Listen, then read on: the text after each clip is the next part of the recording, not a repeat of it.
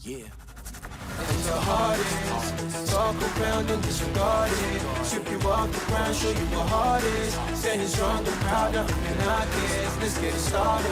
It's the hardest, talk around and disregard it. Strip you off the ground, show you what hard is. Standing strong and proud, nothing can knock it. Let's get it started. Yeah, get your boots ready. We're about to go on a trip where we wrestle, nobody settling or calling it quits. You're here for the grit, betcha this stuff is amazing. You're stumbling, welcome to the bump in the apron. Step into it, the hardest part of the ring. Here to bring fun, yeah, and this art he's king. It's the best thing, making sure you don't tap out. Don't go soft with the hardest podcast out. And it's not just another one, it's clear. Off the rest, in this content, none contest. Take the nonsense off the steps. You know it's nothing but pure gems when it's coming off the chest. Get it? Now it's time to sit and relax. Get your mind blown away, ain't no skipping this track. Have you paying more attention, no listening gap. Get everything I ever wanted, no giving it back. Yeah. Ooh, howdy everybody. Howdy. Welcome to the Apron Bump. My name is Kyle, aka the hardest part of the ring. There's so much fucking noise outside. I can't wait to move out of this goddamn apartment.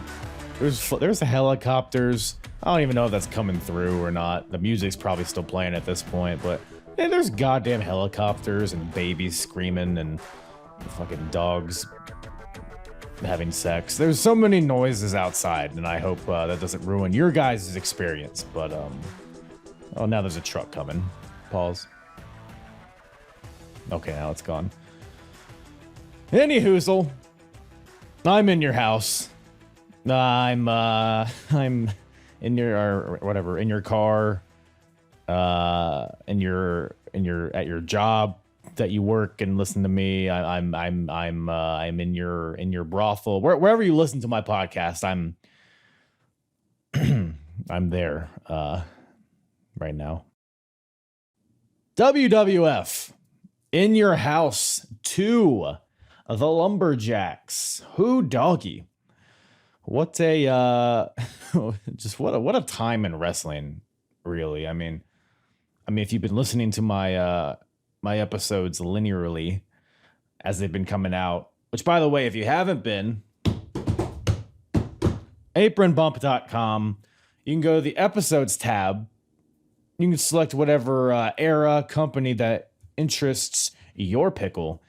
You could even select Wrestling Wars of the 90s which is the timeline in which I cover WWF, WCW, and ECW all chronologically.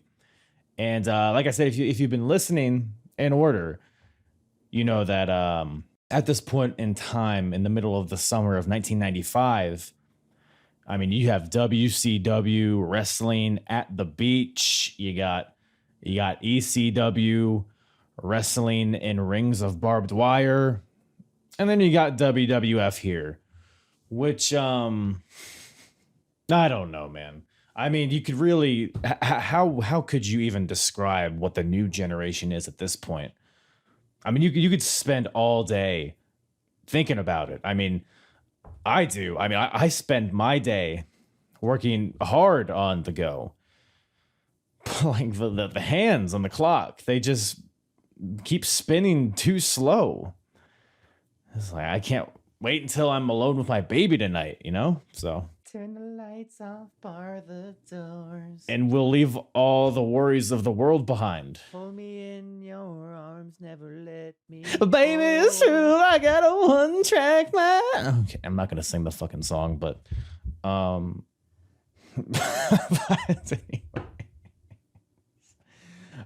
yes, With My Baby Tonight. You guys familiar with that little ditty? That little ditty from old Double J, Jeff Jarrett. It's a bop. I mean, if you look it up, I mean, it's going to tell you that Road Dogg sang it, but I will not believe that at all. That just sounds like blasphemy to me. So, yeah, I bring this up because that's pretty much what this event revolves around, which is kind of funny in hindsight for a lot of reasons, which we talk about in the podcast. But Jeff Jarrett is hot at this point. Him and Rhodey are a great act. Jarrett and Shawn Michaels have a great match on this show that absolutely steals the show. I mean, it's 10 times better than any other match that's on this show, I'm gonna be honest. But that being said, Jarrett and Road Dogg, they leave right after the match happens, which is a whole thing, and we get into that. You got that. You get the show's, of course, headlined by the WWF Championship being defended. You got Diesel defending against Sid in a Lumberjack match, hence the title. Like I said, you have that Intercontinental title match, that classic Intercontinental title match between Jeff Jarrett and Shawn Michaels. You got Lex Luger in his last WWF pay-per-view ever, I believe. Don't check me on that. Just believe me. Then you got Henry O. Godwin. So pretty much everything that you want in wrestling is here. So why would you listen to anything else, really? But I'm kind of joking on it. But the show is actually a very, very fun show to watch. Very digestible. And even more fun to talk about with my guest today, Steve from the SCW Wrestling Channel. Check out his YouTube channel, in which he, of course, talks about wrestling, all sorts of wrestling, current topics, current news, pay-per-view reviews. He even does stuff like fantasy bookings, top 10 lists, all that kind of stuff. A lot of variety on his channel. Really good stuff over there. Go check out Steve. Good dude, entertaining dude. And he does a lot of retro reviews as well on his channel. So it's a perfect fit. And he was very, very excited, as was I, to talk about In Your House. So follow Steve on Twitter at SCW_Steve. Like I said, check his YouTube channel out. His link is on his Twitter. I'll also put that in the description of this podcast, of course. But also you can listen to him wherever you listen to podcasts as well. So check out my boy Steve. Check out this episode, why don't you? Let's get into it.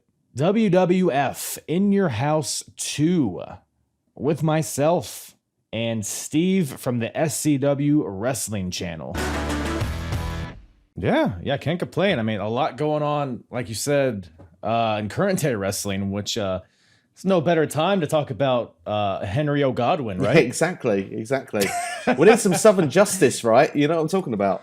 Oh, God, yeah. That's this show kind of made me want that a little bit, but yeah. So In Your House 2, man. So you got a chance to watch the show? I did indeed, yeah. Do you know what? I've got to say, when you actually mentioned about this show as one to go and watch, I was quite pleased actually, because 1995 is a questionable year, to say the very least, in WWE standards. You know, you look at like I actually watched your In Your House 1 that you did as well, I believe before, and obviously you mentioned how, you know, WrestleMania 11, it's a train wreck. It's arguably the worst WrestleMania of all time.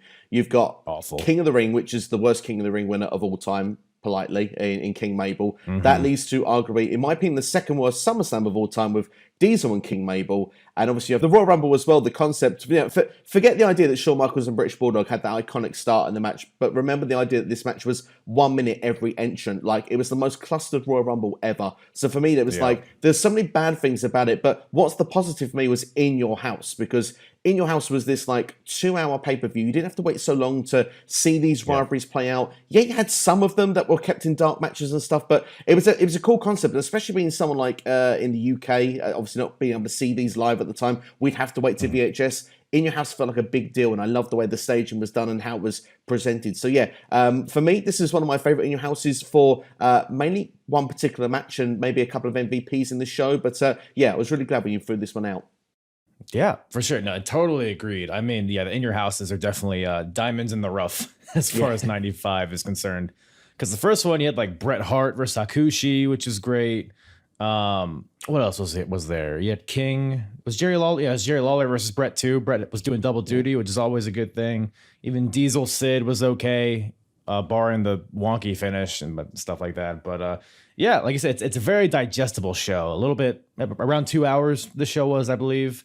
And one match in particular, which we'll get to, is definitely a standout of not only this show but the entire year, for sure. Absolutely. But yeah, New Generation. Does this kind of fall in your wheelhouse as far as when you were watching live, or is this kind of new to you? No, I was a fan then. I started in '92, so WrestleMania 8 is my starting. So basically, the end of all what was probably the golden era, and I sort of creeped in at the start of the new generation, thinking this is what it was meant to be like. But of course, yeah, we probably had some of the darker years at that point, but I was probably too young to kind of realise. But the one thing I think is quite good with this as well, like you say, coming into '95, was this my wheelhouse? Yeah, I would have been watching every week. I would have been into what was going on. Certain superstars more than others. You know, the Mantars and people like that will put cast to aside and the dodgy goons and gimmicks of the past, you know. But the thing that was good with this one as well was that, you know, In Your House 1, which you mentioned a minute ago, it's almost like the pilot. It's like, you know, we're testing the water to see if this works. This was like In Your House 2. This was the first time we could say, like, we tried this one time. We know how it's going to be. We've got this idea. Now go. Let's present it to the audience and see what we got. Yeah, well, with the exception of giving away a house. I think that's something they fine-tuned. Is maybe we won't do that every time. But yeah, exactly. But yeah, absolutely. And it would kind of eventually over time evolve into what we would get as, you know, Judgment Days and the backlashes that we see in between the big fours. So there's some right things they're doing, I guess, amongst all of the Aldo Montoyas and the Mantars and the Duke the dumpster trophies, which, you know, speaking of which, so I was looking at the card and they had some of the dark matches on there on Cage Match. And I was just kind of interesting to see. So there were 3 dark matches on this show. So you had Skip versus Aldo Montoya. You had Jean-Pierre Lafitte versus Bret Hart. And you had Kama versus The Undertaker. And one name that stands out to me is Undertaker, because it's dawning on me how much of a non-factor Undertaker is in 1995, which it's crazy in the grand scheme of things. I don't know if he goes on to have a more significant later half of the year. Does he, or do you remember? I'm trying to remember. Obviously, the feud with Khan was the big deal with '95 for Taker, and like you say, they seem to use a lot of these early In Your Houses as the dark matches. Obviously, perhaps to build chemistry with the two. Obviously, we know that they were later to be really good friends in real life. Obviously, with the Bone Street crew and stuff. But yeah, it's a bit of a weird one because, like you say, obviously go back to WrestleMania 11. I think it was King Kong Bundy. That was the WrestleMania opponent. Arguably another one of those where you kind of feel that's not Undertaker's worst opponent in WrestleMania history. I think Giant Gonzalez probably takes that record. But yeah, it's like you say, Undertaker was synonymous with this idea of like he was the main event, he was the big deal. But it wasn't until around probably like '97 that really got into the title picture again after his first one in '91. He kind of had this attraction role for like the years of '92 to like '96. So yeah, played around that.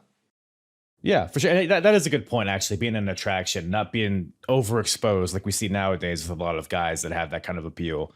So in that way, I get it. But man, this feud with Kama has just been it started at the Royal Rumble in January, and then it was kind of alluded to at WrestleMania. And then we had In Your House 1, then we had King of the Ring. King of the Ring, they had a minor interaction. They still haven't had a legit one-on-one match, and we're most of the way through the year. And then I think it's just maybe in hindsight, we know that Kama didn't really materialize into anything. So maybe that's kind of amplifies like, oh man, they're just dragging this out for Kama. The what do they call him? The fighting machine, the supreme fighting machine. That's the one, yeah. But yeah. So again, 95. It is what it is. That's the magic of it. There's some wins and a lot of losses, but yeah, I guess we talked about it a little bit, but any other general thoughts on the show before we get into the matches? Yeah, I mean, obviously, you have to give the shout out to Jeff Jarrett. I think he's an MVP for this show when you look at it with the amount of roles he has throughout it. And yeah, I mean, the idea for me, one of the matches I was really looking forward to, which I know we're going to probably come to talk about very shortly, is actually the opener with the Roadie against the 1-2-3 Kid. Because for me, growing up, that was one of my favorite opening card matches. Now, obviously, we've gone to see on many shows over many years since then, so I think it's been significantly taken over the years. But you know, as an In Your House and around that time period, I think that was a fun match in particular. So quite looking forward to going back over that. And I think a Roadie is another one that you turn around and say he's kind of another one that was kind of like an under level MVP of this show because he's featured quite a lot heavily throughout. Yeah, for sure. And it's crazy because you're aware of what happened with Jarrett and Roadie afterwards. Yeah, do you know what? I actually read this on Wikipedia like not long ago because I was like, I don't remember them wrestling like at a SummerSlam or a Survivor Series. But yeah, I'm sure you'll share with everyone what actually happens with these guys afterwards. Yeah. I suppose we'll get more into it after when we talk about the match itself with Jarrett and Shawn Michaels. But it's crazy in hindsight how much of a focal point those guys were on the show when they would leave immediately after. Yeah. So in hindsight, it's crazy. Like knowing that and seeing. You watch Jarrett do a whole ass concert. You have Rhodey have this banger of a match. You have Jeff Jarrett arguably have the best match of his career, and it's all in their minds. They're like, okay, we're done with this place afterwards. So Yeah, it's really crazy. absolutely. But yeah, show kicks off. There's like a little country music video to open the show. They're in Nashville, of course, the I guess hometown of Jarrett, right? Or Yeah, I somewhere in believe that's what Tennessee. they I think they promoted him as around there. Yeah. Yeah, and a lot of this, I guess the theme of this pay-per-view is kind of molded around that. Oh my God, what's it called? With my baby tonight, the music video that was recently released. But I guess we'll talk about that when we get to the Jarrett match. But quick shout out to Commentary, which I only shout them out because the previous show, King of the Ring, the commentary duo was Vince McMahon and Doc Hendricks. And Doc Hendricks might be my least favorite commentator of all time. What are your thoughts? Do you know what? Obviously, he has a role later in this, and I think it goes to show why he is probably not very good at the role. Obviously, being Michael P.S. Hayes back as the Fabulous Freebirds, obviously back in the old WCW days in the late 80s and early 90s, that stuff was great. But yeah, Doc Hendricks to me. Growing up, you didn't really notice it so much, but yeah, it's quite painful for the ears actually in 2022. Yeah, and he, like you said, he had his role, obviously a legendary career with the Freebirds, and even some of his later stuff with the Hardys, I remember enjoying. Yeah. But yeah, commentary, backstage interviewer. I don't know if that's his speed, but I guess you gotta try it out to figure that out. I guess. Absolutely. Yeah, Jerry Lawler has his cowboy hat on. Vince has his vest on. I always love even like with WCW when they're it's like Bash at the Beach and they have Hawaiian shirts and shit on. It's like, oh man, you gotta love it. But that brings us to the opener you brought up earlier, the Roadie versus the 1-2-3 Kid. Man, this is the two workhorses, two of the standouts. I mean, they're some of the smaller guys. I mean, neither of these guys are like super small, but in comparison to your Mabels and your Diesels and all that, definitely the smaller guys. But a really fast-paced match to kick the show off. And fast-paced matches are not super common in this era, so I was thankful to see that. But 1-2-3 Kid, X-Pac, whatever you want to call him, he's fresh off of returning from a neck injury that occurred, I believe, on a house show, if I remember correctly. But the idea, storyline wise, is that Rhodey and Jarrett broke his neck, and now Kid's back for revenge. That's essentially why this match is happening. And the match kickstarts right away. So Kid comes out, Rhodey starts to make his entrance, but 1-2-3 Kid meets him in the aisleway. They fight in the aisle, and then we're underway right in the ring. But yeah, this match was so smooth, I think is my main takeaway. I don't know, what were your thoughts on it, I guess? Yeah, do you know what? I mean, the thing is, the Roadie at that point, obviously not known too much of him, obviously goes later on to be the Road Dogg and one half of arguably one of the greatest tag teams of all time. But obviously as well, two members of D-Generation X as well going into the future. Yes. But, when you look at it, like you say, Sean Waltman, 1-2-3 Kids, whatever you want to call him, obviously he's such a smooth performer, like you say there, the transitions and stuff, and the fact that he can go flying over the top rope. I remember he sort of went over the top rope to land a kick into Rhodey's face as well. That was a cool looking spot. They had this sort of like nice fast-paced opening, like 10-minute match, and I just thought it set the tone really nice for the evening. And there was some big spots in this match, and particularly the finish as well was something that really always stood out to me, because it's devastating when you think about how the match actually finishes. Because we mentioned about 1-2-3 Kid's neck, and obviously I don't want to take the shine away from you and how this match finishes, but that's definitely something that would make the job finished if someone's going to take a pile driver from the second turnbuckle. Yeah, no, that's a great point, because I thought about that too, because like I said, X-Pac, he's returning from a neck injury, so they're going over this match like, how do we finish this? How about the most dangerous move for a neck possible? And, like you said, pile driver from Rhodey to Kid off the second rope, which I'm watching this and I'm like, okay, it's a new generation. We're going to get an atomic drop for a finish, or we're going to get a body slam. a chin lock and then somebody's gonna tap out. No, this is full on AEW shit where a pile driver off the second rope from Road Dogg of all people. So it's like props to both those guys. It looked like I guess Kid got out unscathed. I don't know if he injured, what happens afterwards, but yeah, that was the finish. So Rhodey gets the win. Big win for Rhodey because he's pretty much is kicking off his push, which is again funny in hindsight, knowing what happens later. But I mean, when I'm watching this match, there's two things that stick out to me. One, Kid might be one of the best bumpers of all time. I mean, he's out there where he's letting Rhodey throw him all around, making Rhodey look like $1 million. But also you have Rhodey, who's really starting to come into his own as a character because he is still the lackey of Jarrett, but you see the charisma flowing out of it. You see what would be the Road Dogg in the future. It's very much, there's like not really much difference between the Rhodey and Road Dogg at the end of the day. Yeah. I think they even call him, Jarrett calls him Road Dogg at some point. So it's definitely, you see the transition happening.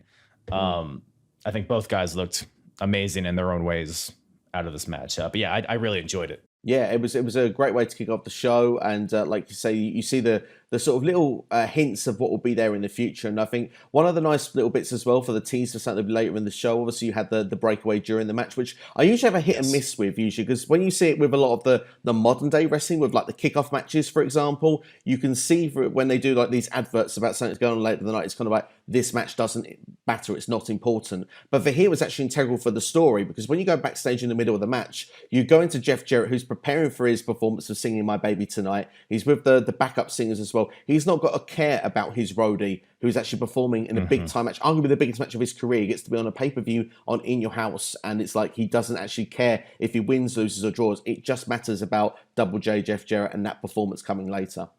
Yeah, for sure. Yeah, no, great point. Yeah, because they like you said, they cut away a few times during the match. And it'll be Jarrett like drinking salt water to warm up his vocal cords or talking to his backup singers. And like you said, he doesn't care about the roadie at all. The roadie is there to serve a purpose, to perform mic checks and all that, which roadie does right after the match, which is hilarious. Yeah. But yeah, it sets up a feud very well between the roadie and Jarrett. You know, shame it never happened, I guess. And yeah, like I mentioned, so Rhodey gets the win here after the pile driver and immediately just rolls out, goes to the stage, which is set up by the entranceway. The band's all there, the drums, the mics.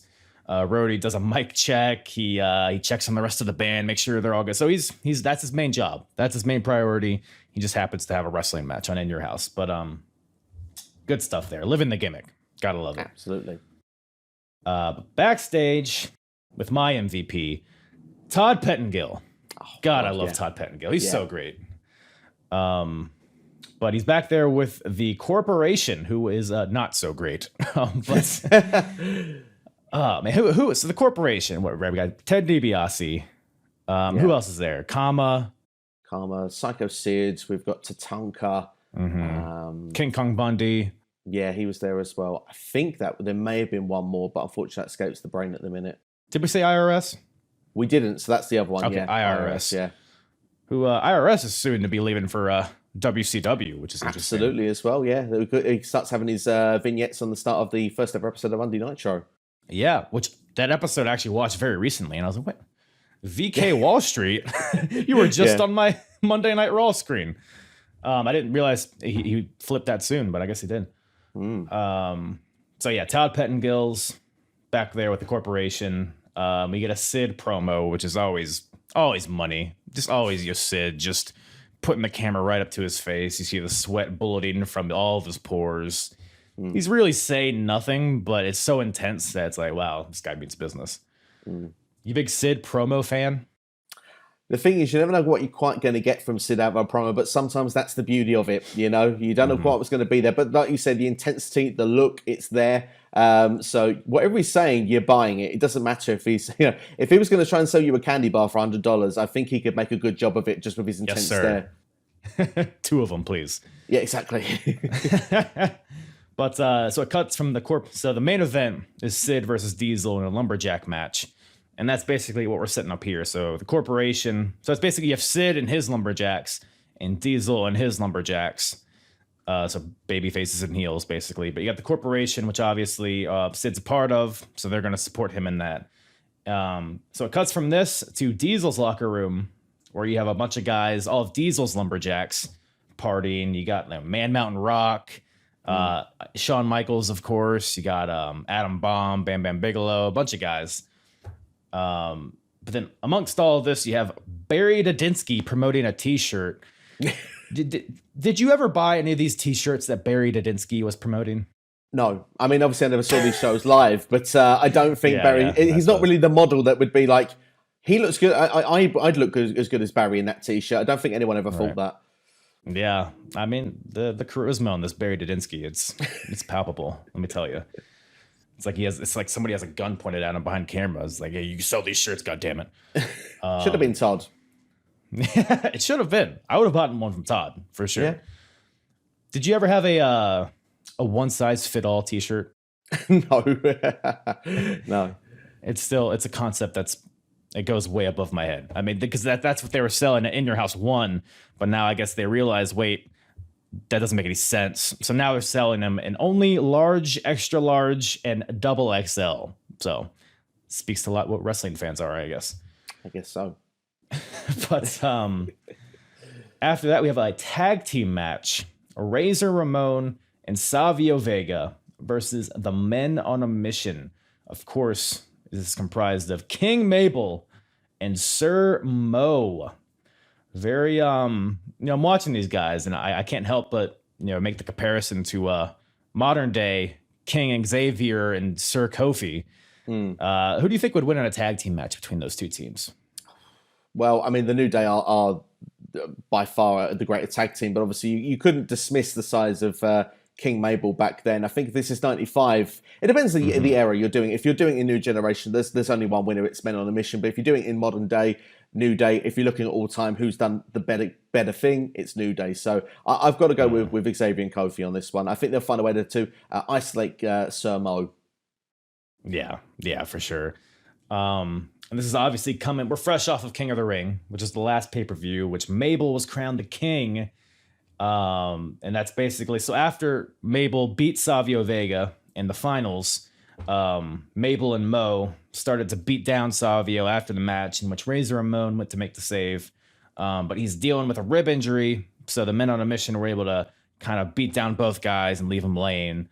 And that's basically what sets up this match here. So, the match actually is pretty decent, I thought. So you have Men on a Mission dominating in the beginning. Obviously, you have that big gargantuan Mabel just swallowing these guys up. You have Sir Mo beating on Savio Vega.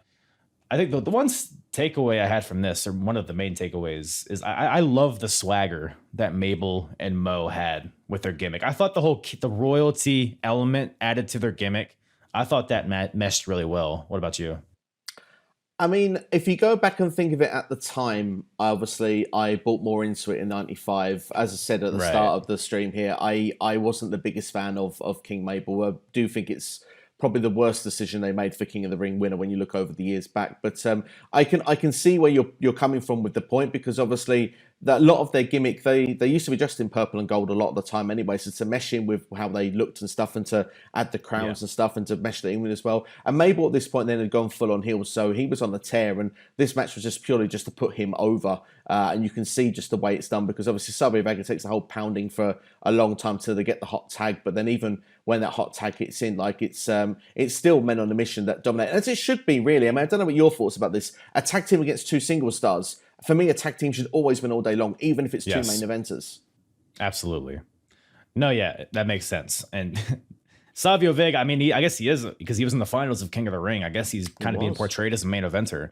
But in hindsight, it's just hard for me to watch him and really believe that he's on the same level as someone as Razor Ramon. Absolutely. But that being said, the match, it was what it was. Like you said, Men on a Mission looked dominant. And Razor's still selling those rib injuries, which plays into the finish. So Mabel hits the splash in the corner and then hits a belly-to-belly suplex onto Razor Ramon for the win. So that kind of plays into Razor's, his ribs are vulnerable, so he gets two big shots to it. And that's what's able to get the Men on a Mission to win here. There's one spot in the match where Mo, I believe he body slams Savio right? No, Mo body slams Razor, and then Mabel goes to the top rope, not the second rope, which she did a few times. The tippity top rope. But Razor was able to get up. Thank God. That would have been devastating. So Razor gets up and throws Mabel off the top rope, which is just a crazy visual. Yeah. I don't know how the ring didn't shatter beneath itself, but like I said, Mabel eventually gets the win, makes him look strong, and leading into SummerSlam where he's in one of the main events. So yeah, it is what it is, but I enjoyed it for what it was, I suppose. Watching it in a vacuum, I enjoyed it for what it was. Absolutely. I mean, the thing is, the match is not too long either, which I think helps the process. These shows are so quick anyway. And there was another part of this match that I really enjoyed as well, because I remember Mabel running into the turnbuckle at a really fast speed and like no one being there. And I'm pretty sure the ring actually moved because it hit with such force. Yeah. It was like just one of those sort of moments where you think to yourself, goodness, like, to think if some poor sod had actually been standing in the corner, how that would have actually felt like, you know what I mean? But no, this match, for what it was fine. For me, it's probably... not my highlight of the show, but like you say, nothing here is too long to where you can feel like it drags. Apart from maybe one match, but that probably was not intended to finish the way it did, but we'll come on to that. Right. Yeah, if you compare this match to, say, the Yokozuna match, I think this match was better per minute than the Yokozuna match. Like that was kind of a match that felt like it was dragging at some points. Yeah. But Mabel, I think he thrives in a tag team, so this kind of put him in his strongest element, in my opinion. Absolutely.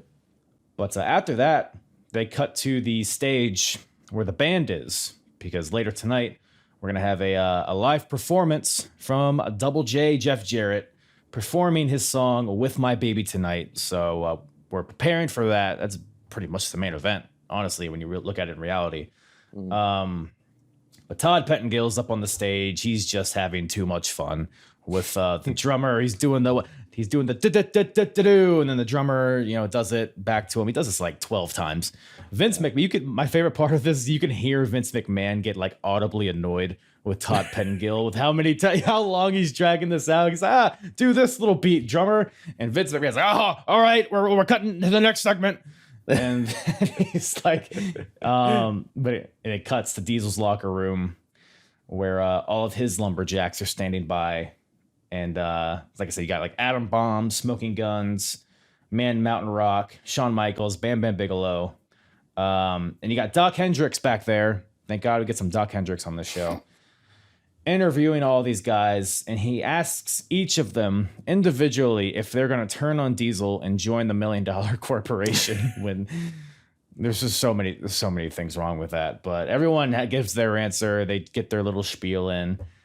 I mean, it's typical 90s, mid-90s. Of course, if you're going to have a mole or someone that would turn, who in their right mind would go, yeah, it was me. I'm going to do it. I'm going to wait for the right moment. Don't tell anyone I'm going to do that. But at the same time, it's bonkers, but it does kind of fit the natural theme of the time. So, right.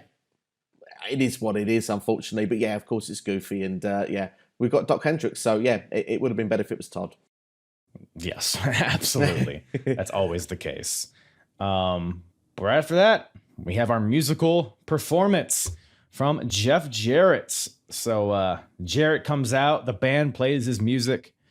He walks on the stage, he gives a little promo. I'm the best wrestler, entertainer, all that shit from Jeff Jarrett that you typically would get. And then they start playing the song With My Baby Tonight. How does that go again? I forget. Unfortunately, I don't know the words well enough, I'm afraid, to do that for you. You're a lying bastard. Okay, that's fine. But we get Jarrett hilariously lip syncing over the track that I believe Road Dogg legit sung, if I remember correctly. Yes, yeah. It was legit. Road Dogg sung it, and like you said, the miming. I thought the miming was done pretty well. It was only probably caught out once or twice on odd little camera shots, but I think he did a pretty good job. Yeah, it wasn't as bad as I hoped it was, I guess, when I was watching it. The song is a bop, though. I mean, it's a great song. You can't argue that. You only really notice it because when Jarrett's cutting the promo versus when you hear the lyrics, it's very different volumes and very different pitches, so you kind of hear it there. But otherwise, it looked good, I guess. But again, knowing all this is happening, Jarrett's out there. He's cutting a promo on a stage. He's singing a song. And in his head, he's like, I'm out of here after this. So, and then how do you follow a beautiful music performance with some pigs? Oh yes. So you have this awesome song here, right? And then we have Henry O. Godwin's theme song, which is literally is some pigs oinking. And I love that about the new generation era. Sometimes it's just like Diesel's music used to be literally just a truck horn. Yep. Like before he had the music company and it was just over and over again. So we got Henry O. Godwin versus Bam Bam Bigelow. And I don't know if you realize this, but Henry O. Godwin, the initials are Hog. Oh dear. Now, do you know what? I did not clock that until now, and yeah, it's as bad as it sounds. Because he's a pig farmer. But yeah, not a lot to this match. Honestly, you have Henry O. Godwin, who's kind of trying to get in the corporation, I guess, and then you have Bam Bam Bigelow, who has recently left the corporation. Pretty recently, coming off a WrestleMania main event, which is crazy in hindsight, looking at where he is on the card at this point, facing Henry O. Godwin. But Hog, he has a bucket of slop ringside, which they take the camera into this bucket. It looks like just a bunch of lettuce to me. Yeah, I thought that. I was like, it looks like a salad more than anything. It looked delicious, damn near. Yeah. Is this what slop is? Is this what people don't want dumped on them? It's like, it's fine. They're just anti-vegans. That's what it is. Yeah. It is 95 after all. That makes sense. Yeah. Two big meaty men. They probably don't like that, but yeah, like I said, not too much happening in this match. It's kind of just two big men slapping meat. And Henry O. Godwin, he comes off the second rope for a knee drop, but he misses. And Bam Bam Bigelow just covers him and gets the win. So that's the finish. Thoughts? It's an extremely poor finish, but looking back on Wikipedia afterwards, apparently Henry actually got a legit injury from this, missing that spot. So that's why they kind of just did a audible on the time. So I don't think the match was meant to finish that way. Probably was meant to be that result. Who knows? We'll never find out. But that wasn't meant to be the planned finish. But one thing we'll say positively about it is it always is a pleasure to watch Bam Bam. And it's one of those rare occasions to actually see him as a babyface, because currently, at the moment where I'm at, I'm doing a lot of historical WCW stuff. So I'm at the phase where he's actually making an invasion after leaving ECW, and he's not actually working for the company. You get the big pull aparts of Bill Goldberg, and it's a classic Bam Bam as a heel, like that I'm used to seeing. Where this hits a complete different transition. It's a very sort of like watered down, child friendly man with tattoos of fire on his head, which just doesn't really add itself together, really. Yeah. I guess he's very cartoony looking, so maybe I guess the thought is that appeals to the kids and whatnot. He did used to have the deal where he would shoot fire out of his like wrist guards, which I think he almost like burned himself on King of the Ring. I think it was. They were like, yeah, maybe we won't do that. Yeah. But yeah, it is what it is. But yeah, it's interesting. I didn't know there was an injury at the end of the match. That kind of makes it make sense. But probably, honestly, for the best that this match was cut short if that was the case. Yeah, definitely.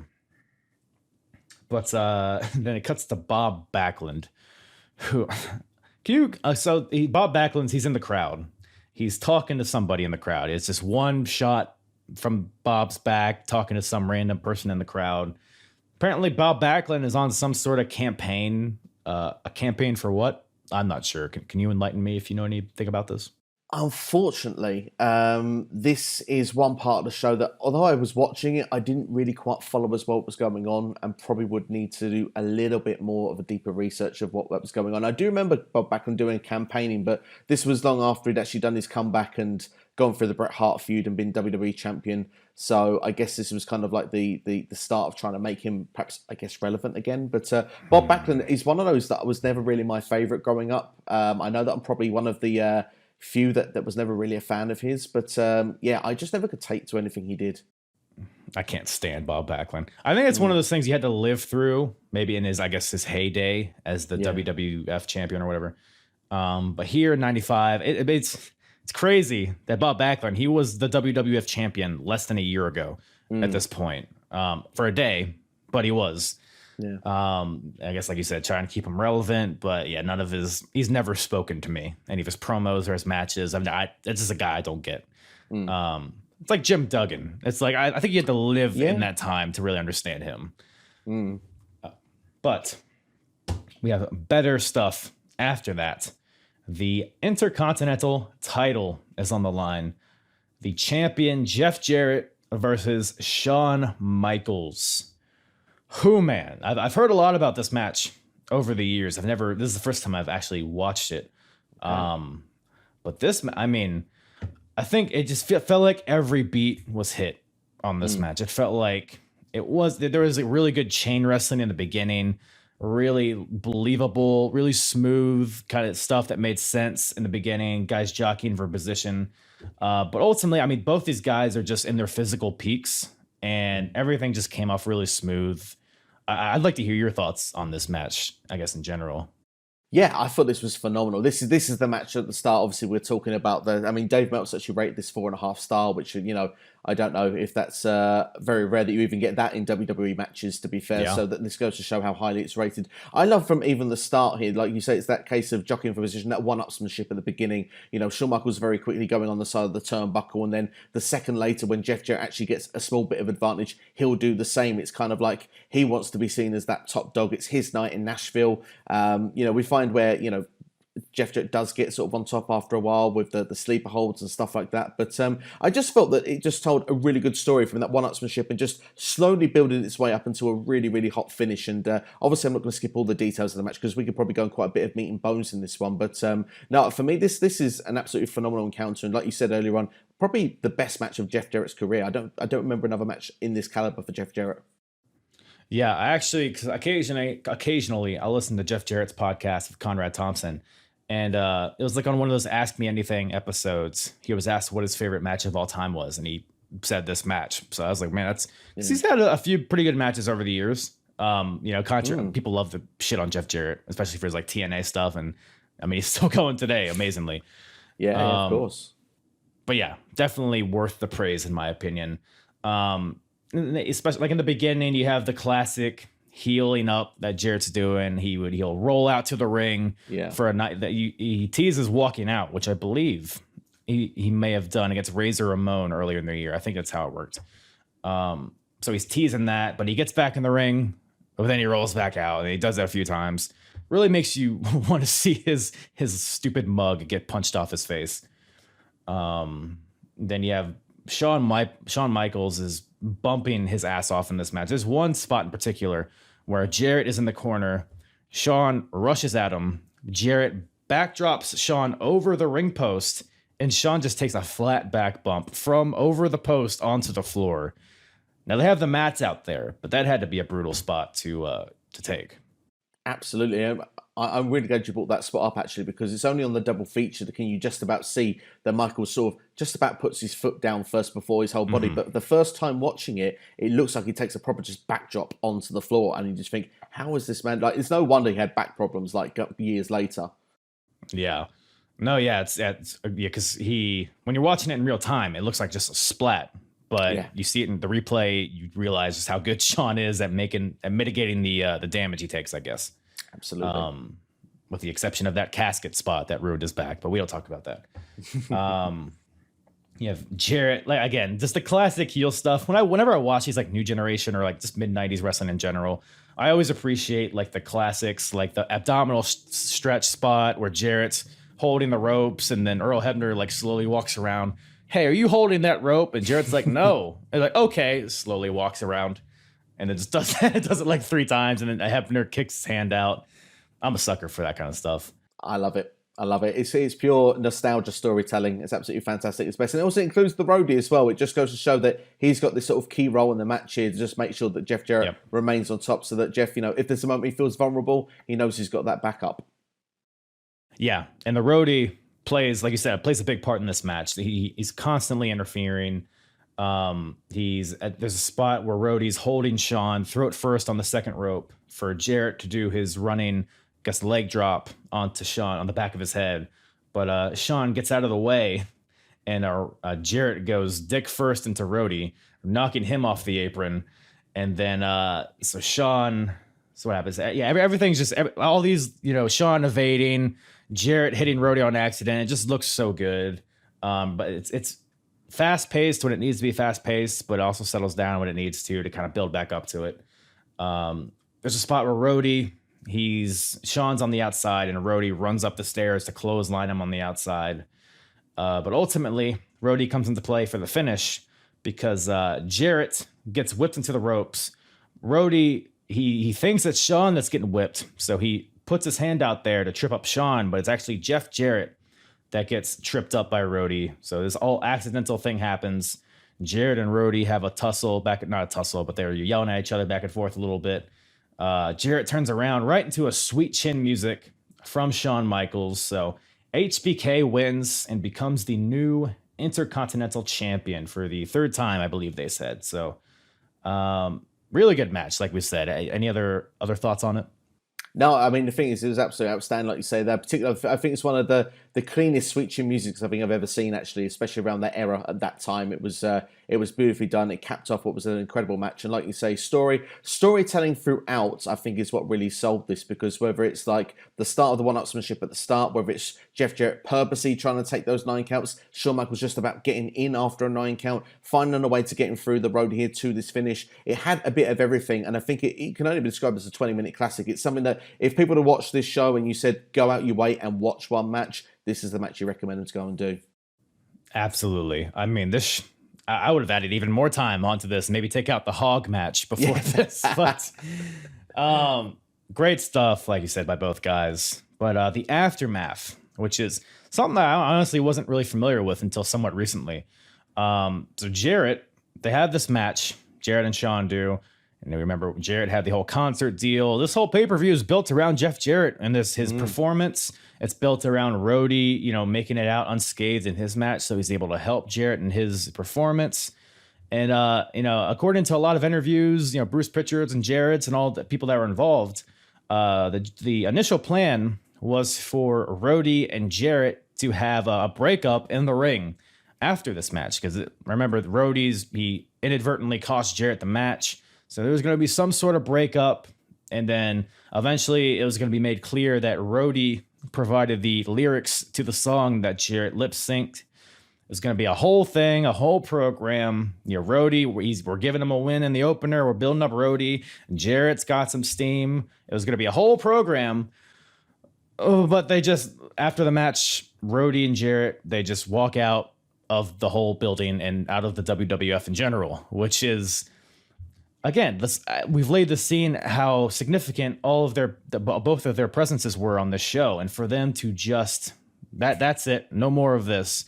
Who knows what the reason is? I guess creative. Maybe they didn't want to break up so soon. Maybe they thought they had more legs as a pair.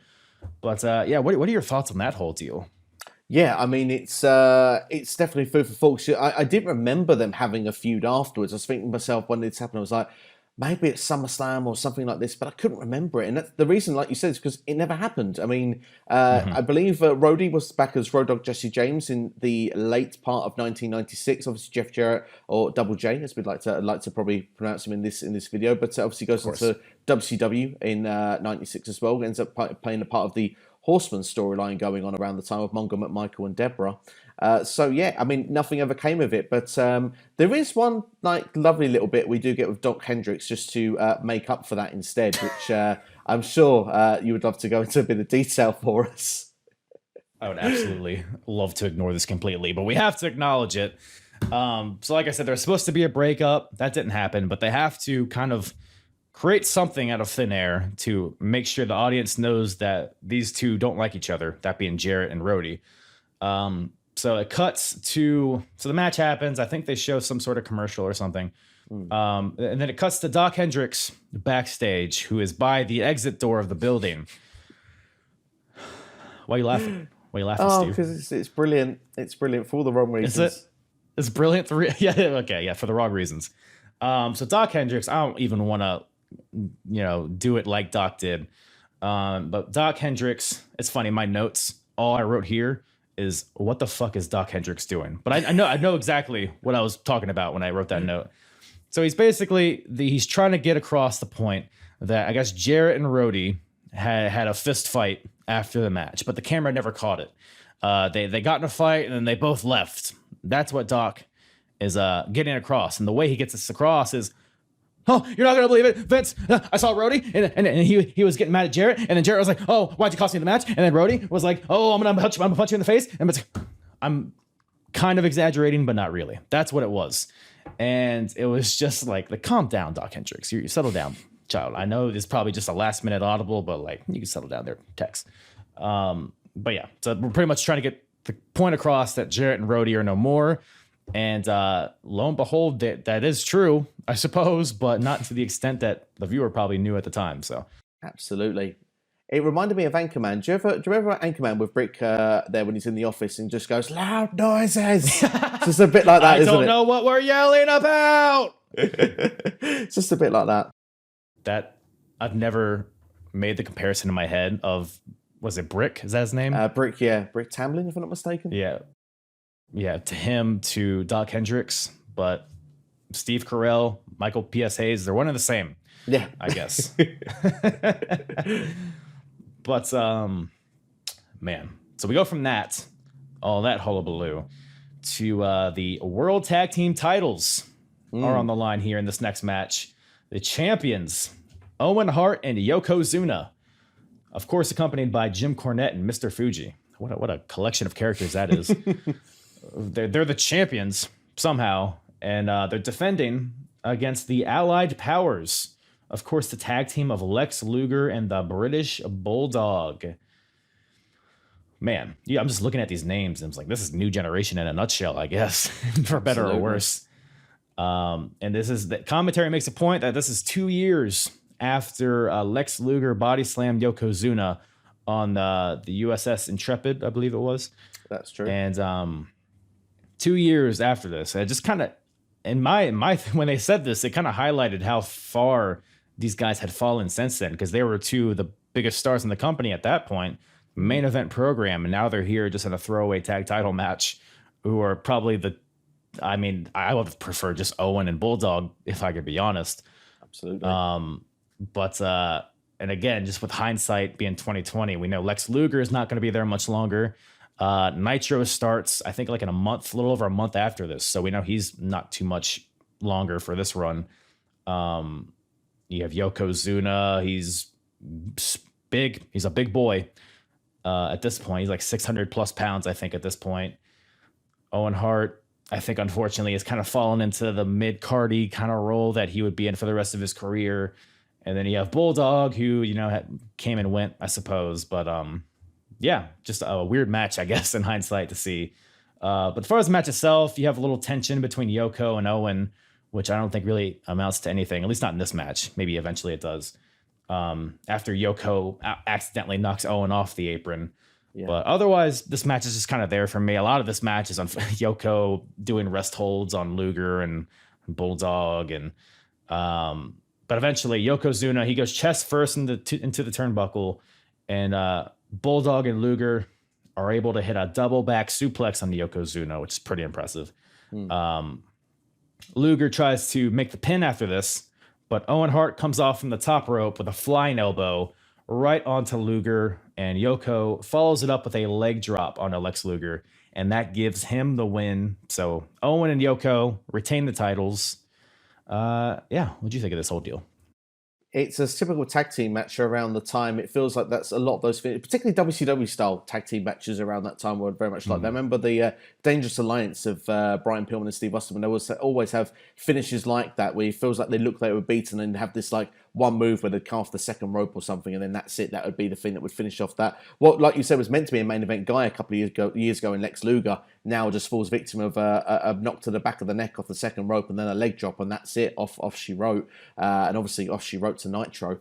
But the other interesting note on it as well is it's not long till the British Bulldog actually joins Camp Cornette somewhere further down the line. I don't know exactly how long it is, but obviously the Bulldog will go and have a bit of a transition over the next coming few months or so in the company. But this is kind of like a sum up of like four names that mean something around this time, but four names that probably arguably you'd probably say they'd been booked stronger earlier and we're not seeing the better times. I mean, thankfully for Owen and British Bulldog, they would go on to be a part of the Hart Foundation with Bret Hart in '97, which of course that was, even though there weren't top guys in that group, that still was probably the hottest angle going in WWE at the time. There was Steve Austin, obviously, and which, you know, embraces and help into the birth of the Attitude Era with DX and stuff like that. But this is still, unfortunately, in that sort of period where WWE has stars amongst them, but doesn't quite know how to use them. And if they had them as stars before, they weren't booked them correctly, so they'd actually fallen from grace and gone to this sort of area of the card. Yeah, and it's because crazy. I forget when I see British Bulldog and Owen Hart. The Hart Foundation immediately comes to mind, but I kind of forget where they what they do in between now and then. And I guess you brought up Bulldog joins them, joins Camp Cornette. I guess it's pretty insignificant in hindsight, but yeah, that's a good point. Bulldog, Owen Hart, they still have the Hart Foundation, all the Canadian Stampede show and all that stuff with Steve Austin. So they got great stuff ahead. Yoko, don't really know what happens with Yoko. I think because at some point they send him off to diet or whatever, and never works. But I guess he's definitely fallen from his peak for sure. He's fed to Vader eventually, if I'm not mistaken. Oh, right. And I think he has a match with Steve Austin at some point, on a kickoff show. Maybe, yeah. What a trajectory for old Yoko. But yeah. So tag team titles, Camp Cornette retains, and that brings us to the main event, the Lumberjack match, and the WWF World Heavyweight titles on the line.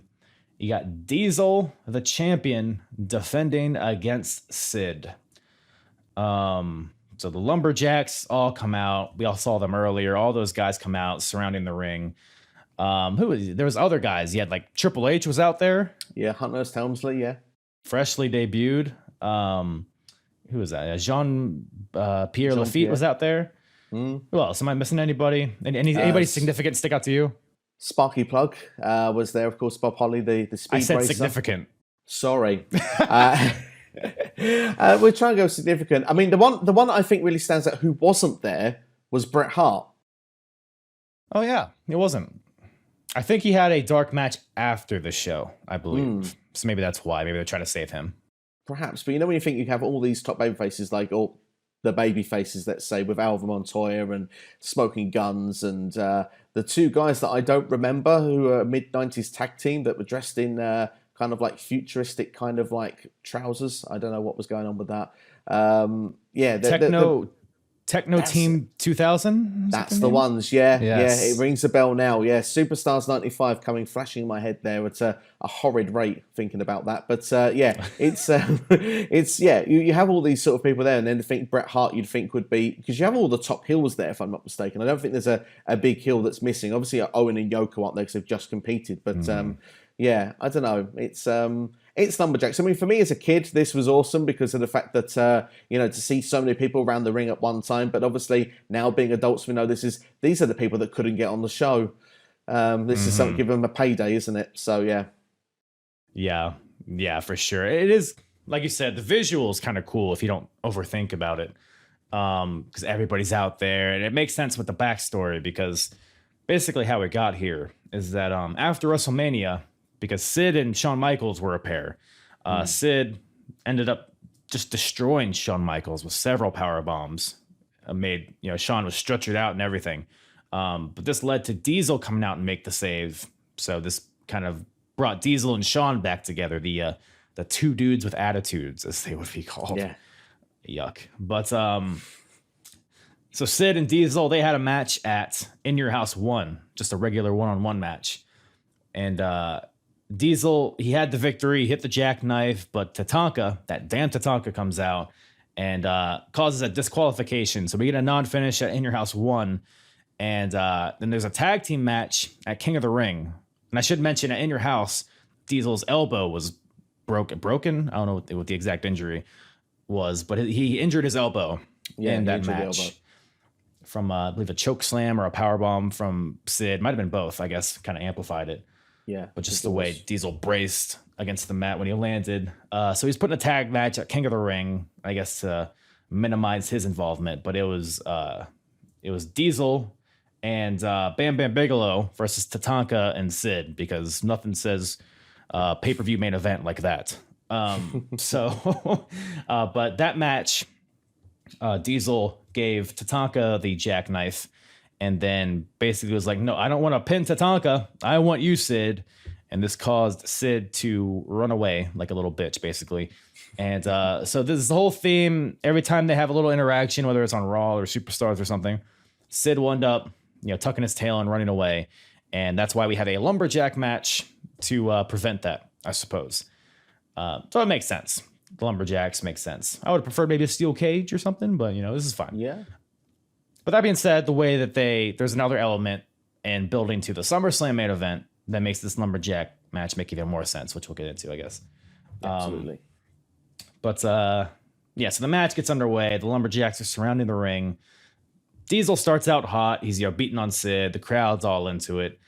Eventually Sid gets knocked to the outside, but he gets knocked into his corporation buddies. So they're all like, all right, you're good there, champ. Just patting him on the back, give him a neck massage, whatever.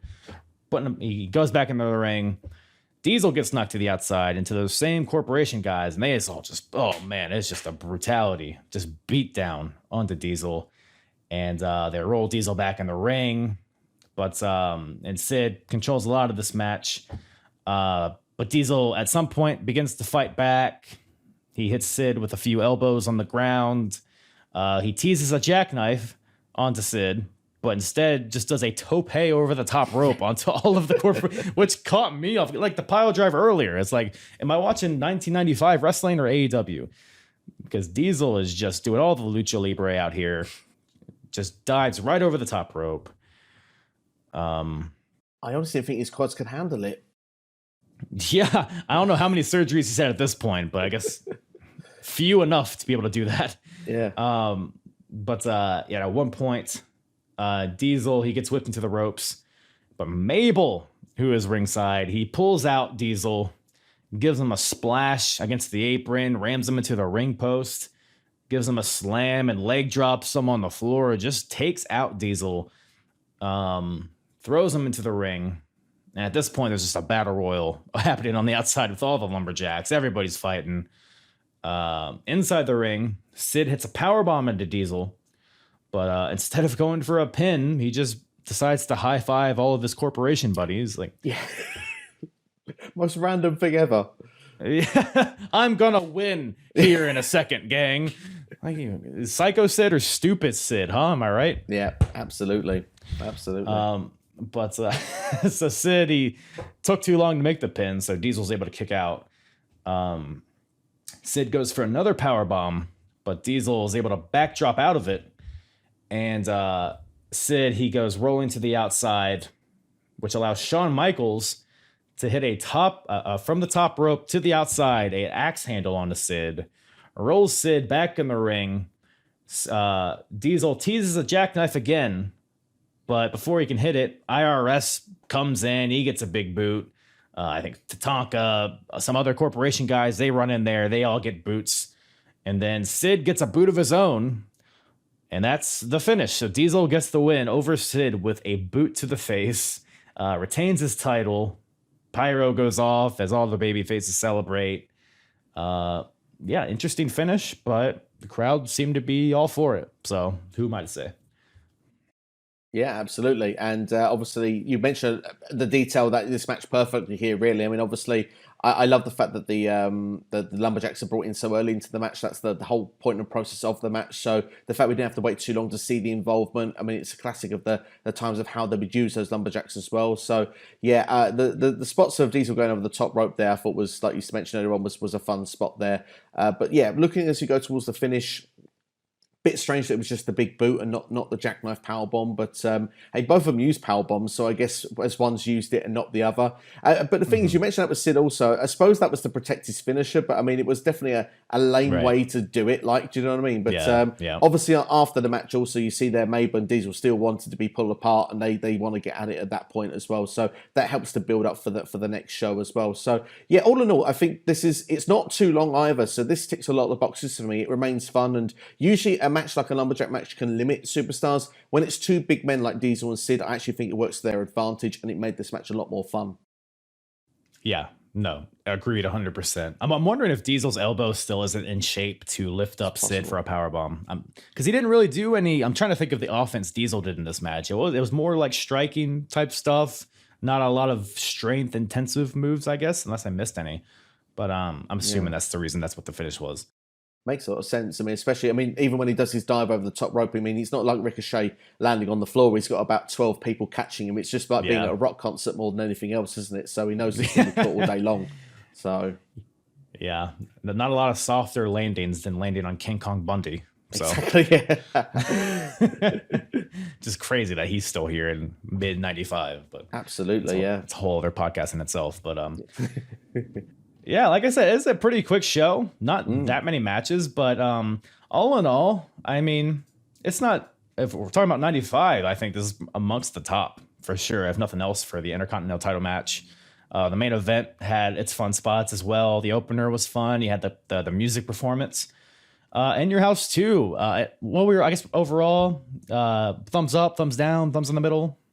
Yeah, I think this has got to go more on the thumbs up than, it's between thumb up and thumb in the middle. I think if you were to say give this out of a 5-star rating, I'd go with around sort of like the just under 3.5 star, maybe 3.25 is a fair, accurate thing. You've got to go out your way to watch HBK and Jeff Jarrett. I think that's a standout match. For sure. The show itself, I think, just flows very nicely. Even if you're not saying like all the matches are 5-star classics, you're not going to be bored at any moment. You're going to switch this on. It's going to be like a fun episode of Monday Night Raw, if people can remember what those are like in 2022. Also, I think like you said, this is up the top. I think this and In Your House 5 are probably the two top pay-per-views of the entire calendar year. So from a WWE side anyway. So this is definitely one of their top tier shows. Yeah. And they replaced, instead of 30 minutes of giving away a house, they had a musical performance, which is a plus in my opinion.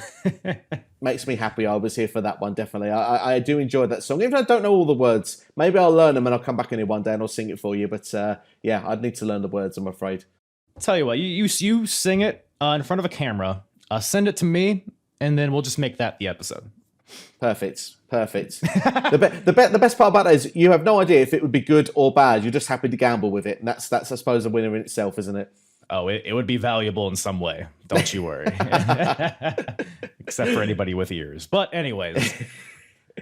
Well, Steve, thank you once again for checking out the show and coming on here and talking about it. Where can everybody listen to you and listen to the SCW? Thank you very much. And I just want to say, by the way, thank you for having me on your channel, by the way. It's great to be a part of this and really, really appreciate it. And hopefully we can collaborate again someday. And I hope everyone is definitely following or subscribing to your content as well, because you do some really great work. But to follow me, SCW The Wrestling Channel is primarily on YouTube. I do have the Spotify, Apple podcast pages, but they're not as active at the moment. But YouTube is the main place to be for regular, topical, up-to-date content. Q&As, predictions, reviews, fantasy booking. I like to do collaborations as well. So there's always a lot going on the channel. So yeah, that's on YouTube, SCW The Wrestling Channel. Just type it in, follow it, hit that subscribe button, and check out a video. We've got lots of different things for you there to go and check out. Absolutely. Yeah, you do a lot of unique content over there. Really great stuff. The fantasy booking stuff is great. It's probably one of my favorites. But yeah, other than that, man, thanks for coming on. I appreciate it. Thank you. Thanks for having me.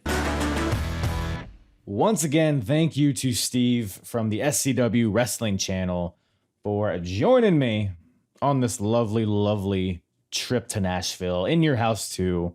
Great time with Steve. Definitely will have him on again. Go check him out. Check him out on Twitter at SCW_Steve.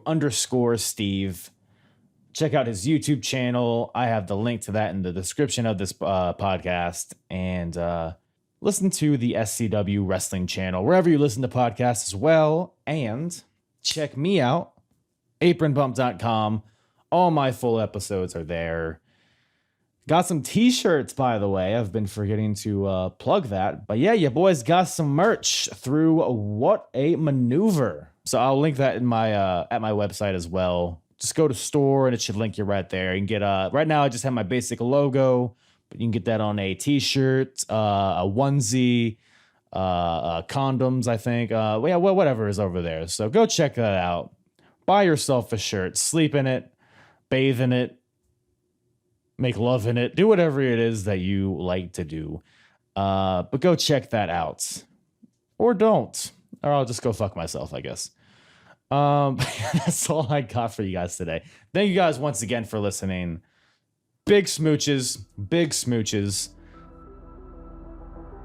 I'm gonna tickle you. I'm gonna tickle you. I'm hard. Yeah. And the hardest, talk around and disregard it. Strip you off the ground, show you what hard is. Standing strong and proud, nothing I guess. Let's get it started.